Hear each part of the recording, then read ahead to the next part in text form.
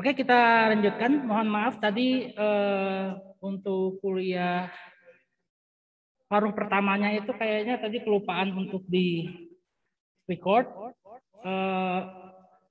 Apa namanya sehingga baru sekarang tadi recordnya dinyalakan. Mungkin tadi udah di apa namanya udah di setel ininya recordnya, tapi ternyata mati, mungkin pernah apa putus ya tadi mungkin, tapi kitanya nggak tahu.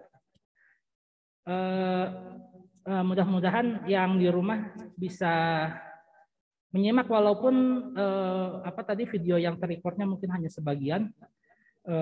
Jadi mudah-mudahan tadi sudah sempat mencatat dan lain sebagainya dari materi yang terkait dengan apa namanya hukum halus yang hubungkan antara intensitas cahaya yang masuk ke dalam polarisator dan juga analisator. Nah, aplikasi dari polarisator bisa kita lihat yang paling sederhana adalah dalam desain kacamata gelap ya, kacamata sunglasses itu kacamata hitam. Karena kita tidak bisa hanya menggunakan plastik yang warnanya gelap untuk melihat gitu. Kalau yang sekarang yang mungkin yang kacamata hitam yang harganya mahal itu memang ada ini apa namanya ada didesain supaya hanya cahaya dengan angle tertentu saja, intensitas tertentu saja yang masuk ke mata. Karena mungkin ada pengguna yang sensitif matanya terhadap sinar matahari atau layar komputer dan lain sebagainya. Sehingga intinya adalah bagaimana dia supaya membuat intensitas dari cahayanya itu berkurang dan hanya punya angle tertentu saja. Bukan berarti dia untuk menjungkir balikannya, bukan. Maksudnya adalah supaya ini akan menurunkan dari intensitasnya itu, menurunkan intensitas dari cahaya yang masuk setelah kacamata hitam itu. Jadi nggak hanya sekedar kita misalnya kacamata kita pakai plastik yang warnanya gelap gitu ya, ya tidak semudah itu gitu ya tidak semudah itu. Jadinya memang ada beberapa kacamata tertentu yang didesain supaya ini, dan tidak harus gelap ya. Tidak harus gelap juga, kadang-kadang memang kalau dengan menggelapkan atau membuat gelap ini ya pelapis dari kacamata memang secara praktis dia menurunkan intensitas. Tapi misalnya si lapisan tipis ini dia punya sifat optik tertentu sehingga dia bisa berlaku sebagai polarisator atau analisator, juga bisa digunakan. Jadi tidak harus melulu dia filmnya itu warnanya gelap. Bahkan kadang-kadang kalau kita lihat kacamata-kacamata yang mungkin yang punya coating yang ini tambahan ya, coating tambahan, kadang-kadang kan mengkilap warnanya ungu, biru atau apa gitu ya. Nah, itu juga digunakan untuk filter itu tadi, misalnya filter UV lah. Karena produk yang dipasarkan di pasaran itu kadang dia punya nama merek gitu ya, punya nama dagang tertentu yang sebetulnya secara fisikanya sebetulnya ini polarisator analisator gitu. Tapi kan nggak keren, nama ini kan nggak keren. Beda kalau misalnya apa gitu kan, UV filter atau apa filter atau apa gitu kan. Nah, itu kan lebih kece gitu kan untuk dijual. Padahal fisikanya itu ya ini analisator dan polarisator. Makanya kalau misalnya saya punya apa ini namanya polarisator dan analisator yang 90 derajat digabungkan seperti ini kan jadi hitam seperti ini. Tapi kalau misalnya dia itu diorientasikan seperti ini ya intensitasnya hanya menurun aja seperti ini. Jadi intinya kalau misalnya saya bikin polarisatornya ini misalnya 0 derajat gitu ya, 0 derajat, kemudian ini nanti dibuat 90 derajat, kosinus kuadrat dari 90 derajat kan 0. Ya, makanya nanti bisa juga yang keluarannya itu 0, tidak ada cahaya sama sekali gitu. Bisa seperti itu. Atau juga bisa digunakan untuk IMAX video projector, tapi ini kayaknya kalau Anda nggak tahu ya, kalau di Jatos ini bioskopnya udah IMAX 3D gitu nggak? Nggak ya? Karena kalau yang IMAX kan apa namanya, dia tuh kan ada kacamata yang itu ya, yang kalau di itu kan ada yang merah dan hijau. Ya. Apa? Iya. Karena kan teknologi berkembang. Kalau dulu kenapa 3D dan IMAX itu karena prinsip polarisator itu tadi.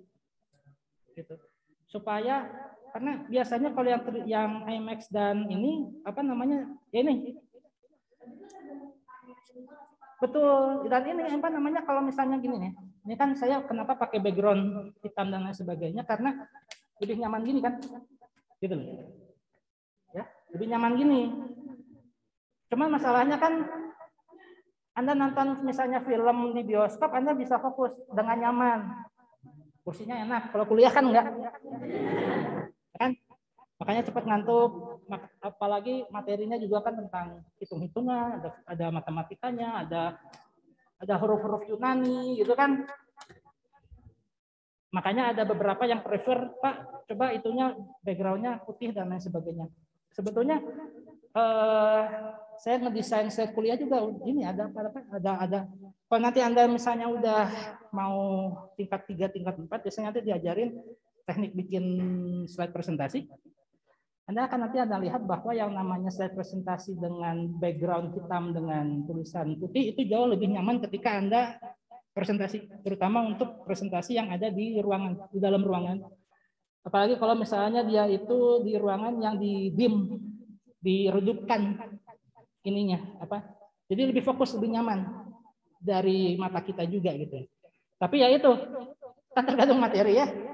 Kuliah fisika ya pasti bikin ngantuk, ya itu udah wajar. Kalau filmnya kalau film menarik Anda tonton, kalau film yang ngebosenin kan Anda tidur juga gitu. Tapi yang enaknya itu adalah mata kita ketika melihat itu nyaman. Nah, kenapa ada dulu ini IMAX atau 3D itu pakai itu ya karena jenis kameranya zaman dulu itu menyerap cahayanya lebih banyak gitu, lebih terang gitu. Makanya ketika orang nonton di bioskop gitu ya, supaya ada kesan white dan lain sebagainya, yaitu dipakai itu gitu, supaya dia lebih nyaman. Kalau yang sekarang mungkin ini ya, karena teknologi 3 dimensi IMAX dan lain sebagainya itu banyak yang diupayakan sampai ke rumah, sehingga yang kacamata yang dulu orang harus pakai untuk nonton di bioskop itu sekarang udah nggak banyak digunakan. Jadi justru lebih ke teknik ininya aja, apa namanya, ilusi dari itu apa namanya, pengambilan gambarnya. Jadi lebih dimainkannya di situ, karena kadang sekarang film yang 3D pun bisa kita nikmati di rumah tanpa harus pakai perangkat gitu. Tapi kalau misalnya Anda ini kayak apa ya? Kalau mau pakai VR, Google atau augmented reality dan lain sebagainya, ya itu polarisator dipakai. Kan Anda harus beli alat untuk main 3D game atau apa dan sebagainya. Nah, itu pakai ini. Jadinya untuk beberapa kasus tertentu memang masih tetap diperlukan, tapi kemajuan teknologi yaitu tadi memberikan alternatif gitu ya, alternatif bahwa untuk menikmati tayangan 3D yang seperti itu tidak perlu menggunakan perangkat, tinggal ininya aja. Tapi tentu saja ya pasti beda ya experience-nya antara tayangan yang full 3D sama yang tidak, itu pasti beda dan lain sebagainya. Oke, ini penerapannya. Kalau contoh soal aja ya, contoh soalnya kayak gini.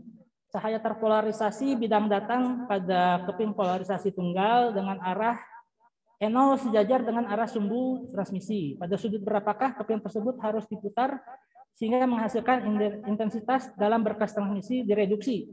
oleh faktor 3, faktor 5, faktor 10. Jadi maksudnya polarasi tunggal ini maksudnya ini adalah kalau misalnya ini kita udah sampai sini. Kita punya analisator, tapi kita udah punya cahaya yang sudah ini gitu. Saya ingin supaya keluarannya itu 1/10, 1/3 sama 1/10 1/3, 1/5 sama 1/10. Intinya kayak gitu. Nah, jadi di sini supaya saya dapat intensitas yang 1/3 dari yang masuk gitu ya. Maka dia sudutnya harus 57 derajat, 63 derajat, sama 71 derajat dari yang polarisator yang pertama. Di sini, di soal ini, si bagian ininya dihilangkan. Ya, bagian ininya tidak disebut. Bagian ininya tidak disebut. Padahal sebetulnya fungsi dari ini penting, yaitu untuk mengubah yang multipolar menjadi single polar. Intinya situ. Karena kalau ini langsung ubah-ubah seperti ini nggak bisa gitu. Jadi dia harus ada jembatan dulu supaya yang multipolar menjadi monopolar. Monopolar dari sini bisa diatur-atur intensitasnya sama derajatnya seperti itu. Contoh yang kedua, seberkas cahaya terpolarisasi memiliki intensitas 15 watt per meter kuadrat dan dikenakan pada pola keping polarisator yang sumbu transmisi keping membentuk sudut 25 derajat terhadap arah polarisasi cahaya tersebut. Tentukan nilai RMS medan listrik dari cahaya. Nah, ini pakai polarisator, ya, pakai hukum Malus yang ini. Kemudian kita ingat di yang ini, menghubungkan antara intensitas dengan medan listrik ya. Nah ini, ya dari sini. Nih yang ini S rata-rata intensitas hubungannya dengan medan listrik maksimum ya dari sini. Ya makanya ada faktor tambahan yang harus dihitung. Tidak hanya intensitas yang bergantung pada sudut polarisatornya saja, tapi juga nanti dia dibagi sama C epsilon 0 sebagai itu, sebagai faktor koreksi untuk nilai dari komponen medan listrik.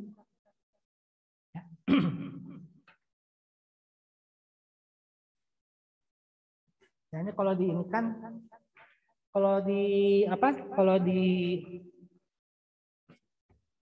hapus mana? Kalau mau di ini kan tuh maksudnya gini. Ini ada sebetulnya ini analisator ya, yang disebut 15 berapa derajat itu? 25 derajat ini maksudnya adalah misalnya ini 0 derajat, tapi si analisatornya itu adalah 25 derajat, misalnya gini. Ini 25 derajat. Ini cahayanya yang masuk adalah 15 watt per meter persegi kan. Nah, kita ingin hitung berapa outputnya gitu ya. Kita ingin hitung berapa outputnya. Ya udah. S di sini adalah sama dengan S0 kosinus kuadrat theta sama dengan 15 watt dikalikan kosinus kuadrat dari 25 derajat. Nah, S ini adalah intensitas dihitung dari besar nilai vektor pointing, yaitu besar dari vektor penjalaran. Nah, ini bisa ini ya dari yang kuliah sebelumnya, bahwa besar dari nilai vektor pointing itu adalah intensitas kan, itu bisa dipisahkan kontribusi B sama E-nya yang menghasilkan intensitas sebesar segitu. Makanya S juga ya, S juga sama dengan kalau dihitung kalau diminta berapa komponen medan magnetnya itu bisa dihitung dari C dibagi 2 mu 0 B max kuadrat gitu ya. Kalau E-nya berarti dia dari E max kuadrat dibagi 2 mu 0 C gitu ya. 2 mu 0 C. Nah, sehingga dari hasil ini kita cari ininya. Ini kan sama juga dengan ya 15 kosinus kuadrat 25 derajat itu adalah sama dengan E max per 2 mu 0 C. Ya, ini dikuadratin. Makanya tadi ada faktor akar kan?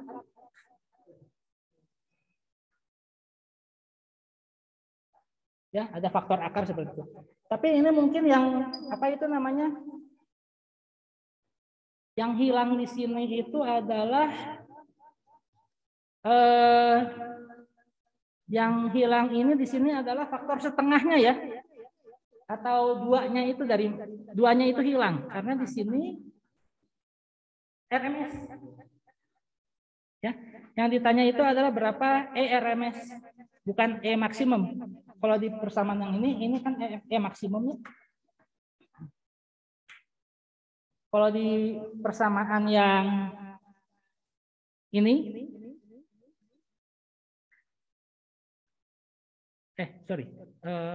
yang mana? Ya, yang ini, itu kan E max, B max. Kalau dikonversikan ke RMS kan tinggal di akar 2 ya. Tapi ini kan E kuadrat max. Karena ada faktor kuadrat, akar 2 dikuadratkan jadi 2 ya. Dan ya gitu-gitu dan. Makanya faktornya jadi hilang seperti itu. Karena yang ditanya adalah si faktor RMS-nya. Seperti itu.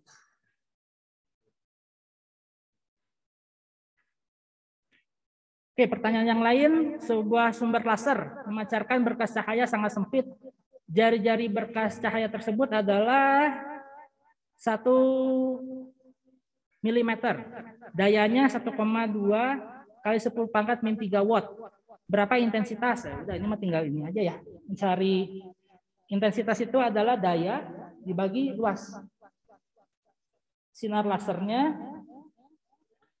ini laser pointer bukan? Itu kan lingkaran ya, tinggal dicari berapa luas lingkarannya. Seperti itu.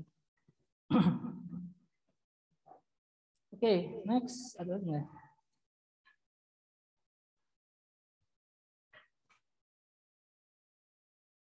Sudah ya?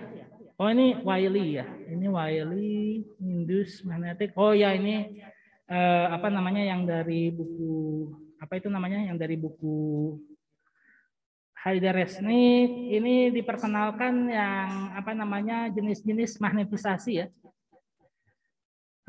Dijelaskan jenis-jenis magnetisasi karena tiap benda. Nah, ini misalnya ini kayak apa ini namanya kristal nikel. Kristal nikel. Jadi gini, apa namanya kenapa ini apa di bab terakhir dari buku Haider-Resnick ini walaupun bukan materi utama kita, tapi ada bab tentang jenis-jenis magnetisasi itu karena ingat waktu kita belajar bahwa CD, kaset dan lain sebagainya ada. Kalau kita induksi maka dia merekam semua informasi yang ada di tape itu, yang ada di CD itu atau yang ada di hard disk itu kan. Nah, itu bergantung kepada jenis pembuat atau jenis dari bahan pembuat disk itu. Jadi setiap benda itu kalau enggak dia jatuhnya itu ke ferromagnetik, dia magnetik, paramagnetik dan lain sebagainya dan macam-macam, dan masing-masing itu punya kekuatannya sendiri-sendiri gitu. Jadi di sini diperkenalkan bahwa ada benda yang sifatnya dia magnetik, paramagnetik, ferromagnetik dan lain sebagainya.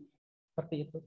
Karena masing-masing benda itu apa kalau misalnya kita rekam dengan metode induksi apa itu namanya induksi elektromagnetik, si dipolnya itu punya orientasinya beda gitu ya, nggak selalu sama seperti itu.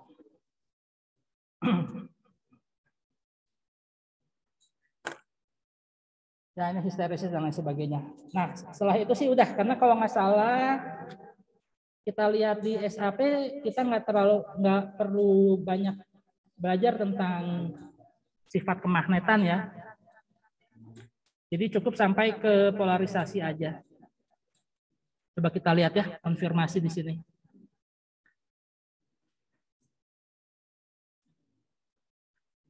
Oke, nah setelah ini baru kita ya sampai polarisasi ya, sampai polarisasi vector pointing itu berkaitan dengan intensitas. Nanti dari intensitas bisa dicari berapa E, berapa B gitu ya. Kemudian nanti intensitasnya digunakan polarisasi menggunakan hukum Malus yang ini. Oke, untuk bahasan tentang gelombang EM ada pertanyaan dulu?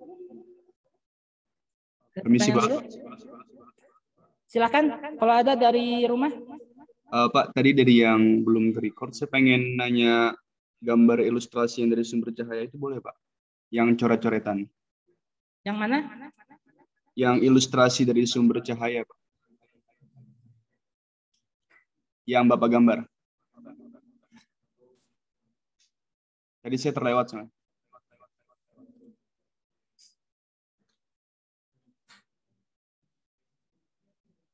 Oh,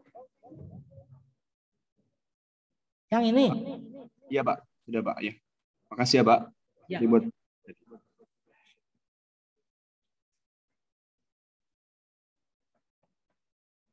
Nah, sekarang kan kita udah belajar bahwa apa itu namanya cahaya. Itu kan merupakan gelombang EM, spektrumnya luas. Ada yang megahertz, terahertz, dan lain sebagainya. Aplikasinya juga macam-macam, ada yang untuk komunikasi, radio, televisi, internet, dan lain sebagainya. Ada yang visual untuk penglihatan. Kita pakai Meizuku Hibiniu itu, yang sebetulnya dia itu range-nya sangat rapat dibandingkan dengan frekuensi radio dan frekuensi yang ionisasi. Nah, kalau yang ionisasi itu ini untuk untuk scanning ya. Juga berkaitan dengan kalau misalnya kita untuk itu ingin pengobatan laser dan lain sebagainya, itu kan pada dasarnya mengionisasi bahan organik kulit, darah dan lain sebagainya dipanaskan gitu ya. Itu kan ada ada ionisasi yang terjadi di situ misalnya. Nah, itu adalah salah satu aspek dari gelombang cahaya. Aspek yang kedua adalah dia kalau misalnya berinteraksi dengan gelombang yang sama, gitu ya. Maka nanti terjadi yang namanya superposisi. Superposisi nanti menghasilkan interferensi. Kayak gitu. Nah, kalau di fisika dasar 2B, kalau saya cerita tentang interferensi, biasanya saya berceritanya itu dari prinsip superposisi gelombang, karena dia diajarkan di semester yang sama. Di 2A masalahnya, superposisi gelombang sudah pernah diajarkan dulu di fisika dasar 1. Gelombang mekanik dan gelombang mekanik transversal dan bunyi yang longitudinal. Nah, di cahaya superposisi juga berlaku gitu loh. Superposisi juga berlaku di mana persamaan interferensi itu sebetulnya berasal dari persamaan ini nggak pernah diajarin nggak dulu sama Pak Yudi atau Pak Muiz. Y sama dengan Y1 plus Y2. Y1-nya adalah A sinus KX minus omega T ditambah A2 sinus KX minus omega T, sehingga nanti hasil akhirnya itu adalah 2A dikalikan sinus pi per 2 kosinus itu. Pernah nggak? Yang gini nih.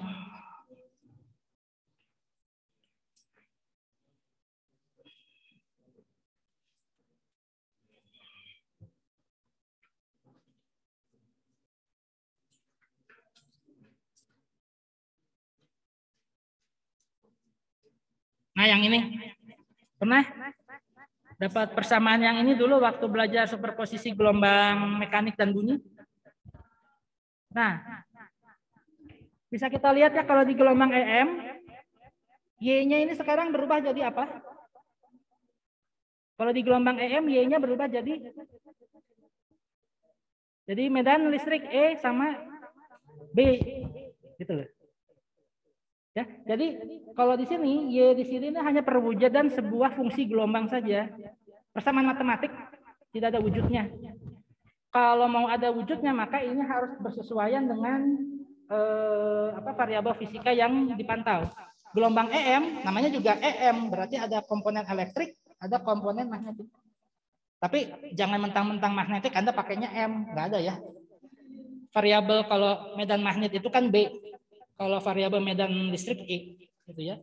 Nah, ketika gelombang satu ditambahkan dengan gelombang yang lainnya, maka terjadi yang disebut sebagai superposisi. Di gelombang mekanik kita tahu kalau misalnya kalau misalnya ada beda fase, ya. Jadi gelombangnya sejenis, tapi salah satu gelombangnya itu punya beda fase, artinya terlambat. Secara matematik dia itu terlambat, jadi masuk atau keduluan. Misalnya gelombang satu dia mulainya itu dari 0 derajat, gelombang yang kedua mulainya justru di 90 derajat atau minus 90 derajat. Berarti kan ada beda fase.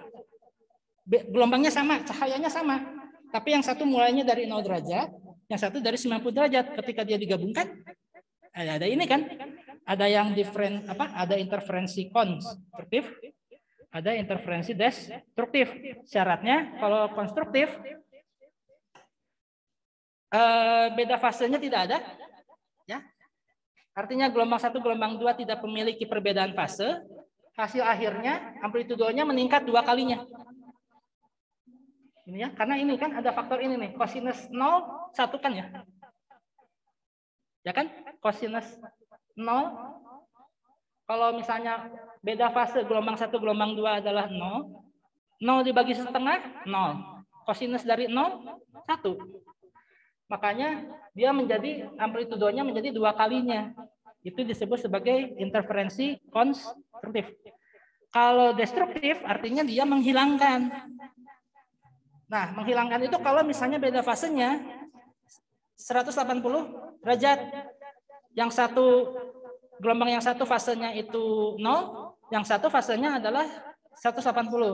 Yang satu fasenya adalah positif 90, yang satunya lagi negatif 90. Nah, itu beda fase.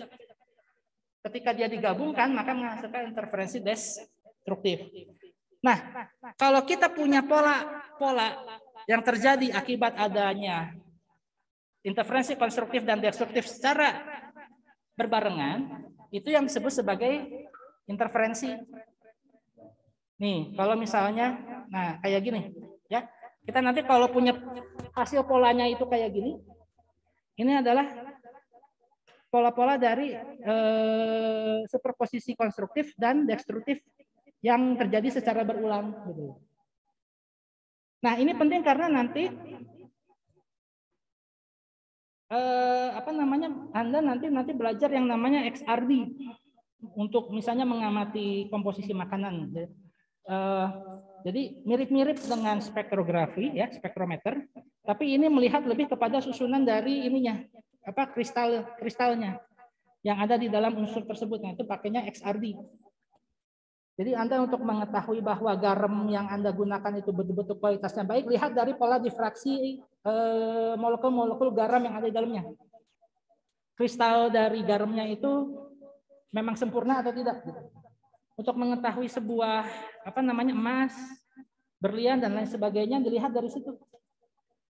Menggunakan alat yang namanya X-ray diffraction-nya itu. Nah, difraksi, interferensi itu polanya sama, yaitu terjadinya pola-pola itu. Pola-pola interferensi konstruktif dan destruktif yang terbentuk akibat adanya susunan molekul yang ada di satu unsur. Molekul yang ada, bukan satu unsur, kebalik.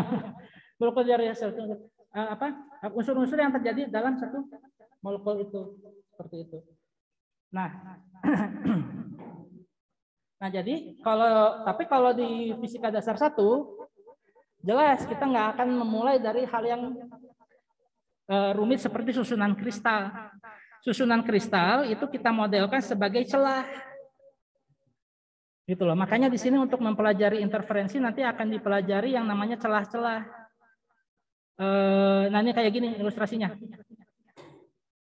Celah-celah ini nanti di kemudian hari ketika Anda belajar X-ray diffraction itu menyatakan ujung-ujung atau batas-batas dari atom-atom atau unsur-unsur penyusun dari molekul itu.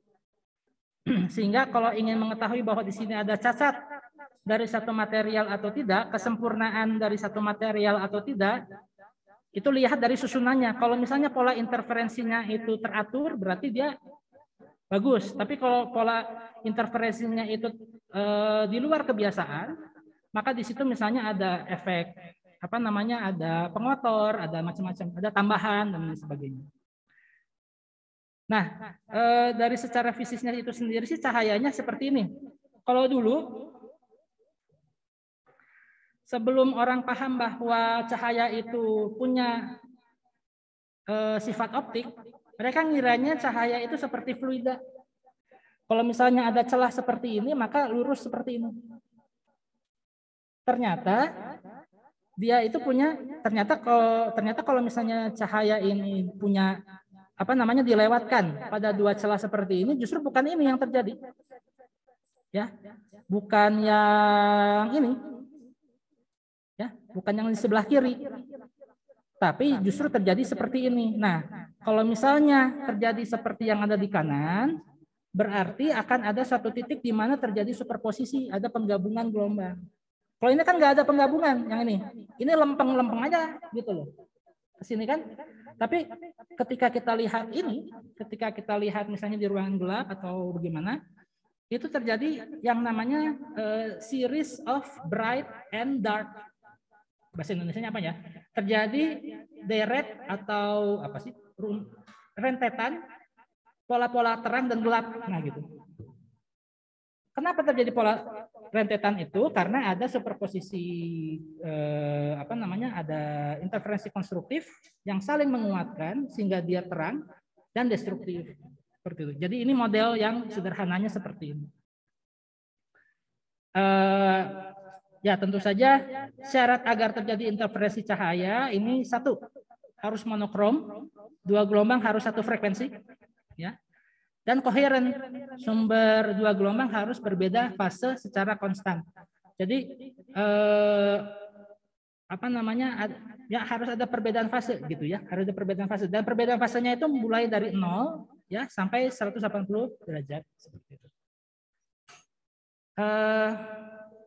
Nah ini apa namanya, kita udah tahu bahwa interferensi yang akan kita pelajari ini tidak lain tidak bukan adalah superposisi gelombang dari persamaan yang ini, ya.